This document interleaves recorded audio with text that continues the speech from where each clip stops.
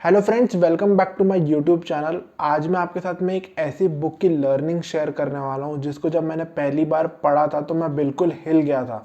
उस बुक का नाम है the courage to be disliked. Particular एक ऐसी बुक है जो आपके बचपन से लेके अभी तक जितनी एज के आप हो उसमें जितने भी बिलीव्स आपके फॉर्म हुए उन सब बिलीव्स को क्वेश्चन करती है कि आप सोसाइटी को कैसे देखते हो, आप अपने जो रिलेशनशिप आपके आसपास के लोग हैं उनको कैसे देखते हो, आप अपने आप के साथ में जो आपकी रिलेशनशिप है उसको कैसे देखते हो। एंड बहुत सारी चीज़ों को एकदम बारीकी से एंड बहुत ही डिटेल में क्वेश्चन करती है। तो जो पहली सबसे अच्छी चीज़ मैंने इस बुक से सीखी थी वो ये है कि separating your task and other people's task.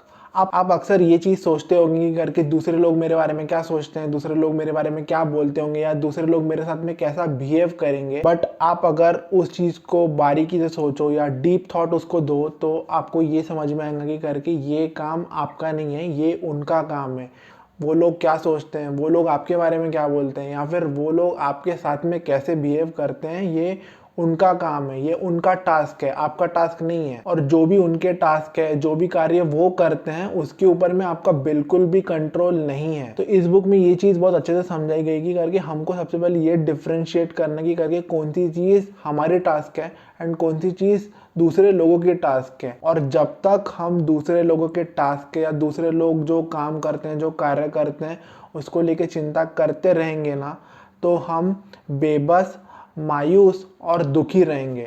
तो इसलिए हमको सबसे पहले दोनों टास्क को डिफरेंशिएट करते आना चाहिए। जो दूसरी अच्छी लर्निंग मैंने इस बुक से सीखी थी वो ये है कि करके एंगर इज फैब्रिकेटेड। ऑथर इस बुक में एक बहुत ही ब्यूटीफुल एग्जांपल से ये चीज़ समझाते हैं कि करके हम गुस्सा खुद क्रिएट करते हैं। और वो एग्जांपल ऐसे स्टार्ट होता है कि करके एक माँ है, वो अपने बच्चे को डांटते रहती है क्योंकि वो अपना होमवर्क बराबर से नहीं करता है एंड बहुत ही शैतानी करता है। इसलिए उसकी माँ उसके ऊपर में बहुत ज़्यादा गुस्सा करती है, उसको बहुत ज़्यादा डांटती है। एंड जब वो माँ अपने बच्चे को डांटती रहती है उसी टाइम उसको एक कॉल आता है एंड जब वो कॉल को अटेंड करती है तो उसको पता चलता है कि ये कॉल उस बच्चे के टीचर का है।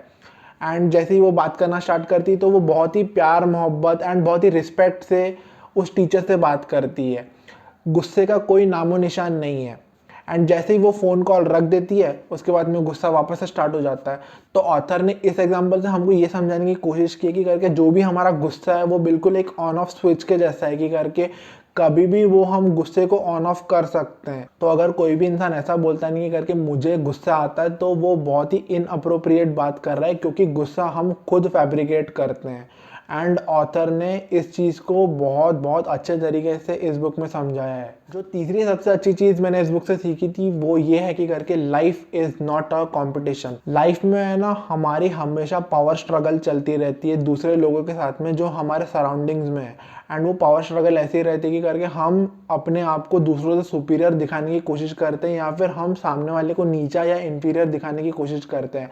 एंड हम ये प्रूव करना चाहते हैं कि हम लोग उनसे ज़्यादा पावरफुल है, जिससे हम सोशल हायरार्की में उनसे ऊपर लेवल पे पहुंच पाए। बट लाइफ में हर चीज़ को कंपटीशन जैसा देखना बिल्कुल भी ज़रूरी नहीं है, क्योंकि अगर हम हर चीज़ को एज अ कंपटीशन ट्रीट करेंगे एंड हमारे आसपास में जितने भी लोग हैं उनको इन्फीरियर फील कराने की कोशिश करेंगे तो हम बिना बोले ही अपने दुश्मनों की संख्या बढ़ा रहे हैं। और अगर हम हमेशा एक कॉम्पिटिटिव माइंडसेट के साथ में ऑपरेट करेंगे ना तो हमारे आसपास के जो लोग हैं उनको ये चीज़ की भनक लग जाएंगी कि करके ये इंसान हमको हमेशा नीचा दिखाने की कोशिश करता है या फिर हमको वो हमेशा इन्फीरियर फील करवाने की कोशिश करता है। तो ऐसे में जो लोग आपके आसपास में रहते हैं वो आपके दुश्मन बन जाएंगे। तो इसलिए जितना हो सके उतना आप लाइफ को एज अ कंपटीशन ट्रीट मत, जितना हो सके उतना आप इस चीज़ पे फोकस करो कि कल आप जो इंसान थे आज उससे बेहतर हो, आप फॉरवर्ड प्रोग्रेस कर रहे हो या नहीं कर रहे हो, या लाइफ में आप सोच के हिसाब से अपने काम के हिसाब से आगे बढ़ रहे हो या नहीं बढ़ रहे हो। और आपका कंपटीशन अपने आप से होना चाहिए, किसी और से नहीं होना चाहिए। जो चौथी एंड सबसे इंपॉर्टेंट चीज़ मैंने इस बुक से सीखी थी वो ये है कि करके the desire of recognition kills your freedom. बचपन से लेके हम हमेशा अटेंशन सीख करते आ रहे हैं एंड वो चीज़ हमारे सबकॉन्शियस में ऐसी बैठ गई करके हम अभी रिकॉग्निशन को क्रेव करने लग गए कि करके हम जो भी चीज़ कर रहे हैं उसमें हमको रिकॉग्निशन चाहिए, हमको उसमें वैलिडेशन चाहिए, हमको उसमें लोगों की रिकॉग्निशन चाहिए, हमको उसमें लोगों का वैलिडेशन चाहिए, हमको उसमें लोगों का अप्रिसिएशन चाहिए, एक्नॉलेजमेंट चाहिए। एंड ये चीज़ इतनी एडिक्टिव होती है ना कि करके हम हर चीज़ को उस हिसाब से करने लग जाते हैं कि करके इसमें रिकॉग्निशन मिलेंगी या नहीं मिलेंगी। एंड हमारा फोकस उस चीज़ से बिल्कुल हट जाता है कि करके मुझे एक्चुअली में करना क्या था एंड मैं रिकॉग्निशन के लिए एक्चुअली में क्या क्या चीज़ें कर रहा हूँ, जिससे जो हमारी फ्रीडम टू चूज है या फ्रीडम ऑफ चॉइस है वो बिल्कुल चली जाती है। एंड उससे क्या होता है ना कि करके हम ऐसे माइंडसेट पे ऑपरेट करने लग जाते हैं कि करके मुझे ये चीज़ करने से रिकॉग्निशन मिलती है, इस चीज़ से वैलिडेशन मिलता है, इस चीज़ से लोग मेरे को अप्रिशिएट करते हैं, तो मैं यही चीज़ करूँगा। एंड जो चीज़ मेरे को एक्चुअली में करनी थी वहाँ तो मेरे को रिकॉग्निशन मिलेगा ही नहीं, तो एक काम करता हूँ मैं इसको ड्रॉप कर देता हूँ एंड यही वाली चीज़ करता हूँ। तो इससे क्या होता है कि आपकी जो फ्रीडम ऑफ चॉइस थी वो चली जाती है एंड आपको मजबूरन यही चीज़ करना है क्योंकि आप इस चीज़ से आप एडिक्टिव हो गए हो। एंड एक्चुअली में होता क्या है ना कि करके जब इंसान ये वाली चीज़ को कंटिन्यूसली बहुत टाइम तक करता रहता है जिसमें उसको एक्चुअल में इंटरेस्ट नहीं था बट उसको रिकॉग्निशन मिल रही थी इसलिए वो कर रहा था, तो वो बहुत ज़्यादा दुखी मायूस हो जाता है। तो इसलिए the desire of recognition is a very bad approach to live a sustainable and fulfilling life. जो पांचवी लर्निंग मैंने इस बुक से सीखी थी वो ये कि every problem in life is an interpersonal relationship problem. इसका मतलब ये कि करके लाइफ में रिलेशनशिप होने के कारण हमारी खुशी का भी एक कारण रिलेशनशिप्स हैं। एंड चूंकि रिलेशनशिप बहुत ज़्यादा कॉम्प्लेक्स होती है इसलिए हमारे लाइफ में जितने भी प्रॉब्लम्स हैं वो रिलेशनशिप या इंटरपर्सनल रिलेशनशिप के कारण में ही क्रिएट होते हैं। इसका मतलब ये है कि करके रिलेशनशिप एक सिक्का है एंड प्रॉब्लम्स खुशी उस सिक्के के दो पहलू हैं या दो साइड्स हैं। तो मतलब हमारे लाइफ में अगर रिलेशनशिप्स रहेंगी तो हम खुश भी रहेंगे,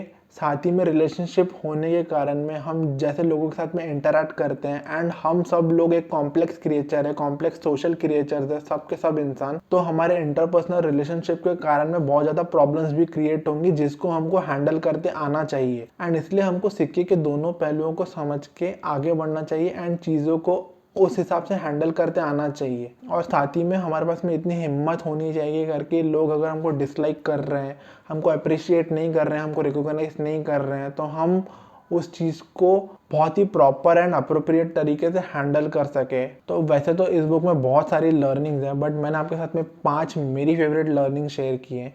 और अगर आपको इस बुक में इंटरेस्ट आ रहा है तो उसका लिंक मैं नीचे डिस्क्रिप्शन में दे दूंगा, वहाँ जाकर आप इसको चेकआउट कर सकते हो एंड चाहो तो बाय भी कर सकते हो। बुक बहुत बहुत ज़्यादा अच्छी है। मैं उन सब लोगों को जो कि 18 साल से ऊपर की उम्र के हैं मैं उनको ये दरख्वास्त करूंगा कि इस बुक को कम से कम नहीं तो एक बार तो आपको लाइफ में पढ़ना ही चाहिए। ये बुक आपका दिमाग बिल्कुल हिला देंगी। आप बचपन से जिस तरीके से अपनी लाइफ जीता है उसको क्वेश्चन करने पर आपको मजबूर कर देंगे। तो मिलते हैं नेक्स्ट वीडियो में, तब तक keep learning and keep smiling. Bye bye.